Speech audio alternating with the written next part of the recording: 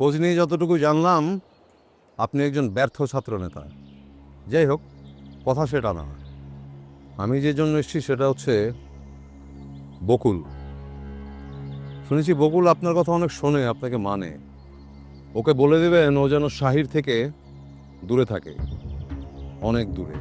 তা না হলে ও যেখান থেকে এসছে স্ট্রেট সেখানে চালান করে দেব। মানে? মানে না বুঝতে পারার মতো এতটা বোকা তো আপনাকে দেখে মনে হয় না। দেখে তো বুদ্ধিমানই মনে হয়। শুনুন, আমাকে কঠিন হতে বাধ্য করবেন না। আপনাকে 24 ঘন্টা সময় দিচ্ছি, এর মধ্যে বকুলকে বোঝান ও যেন শাহির থেকে দূরে থাকে। আর তা না হলে ওর কপালে শাহির নয় শনির দশা জুটবে। আমি কিন্তু আর আসবো না কথা বলতে।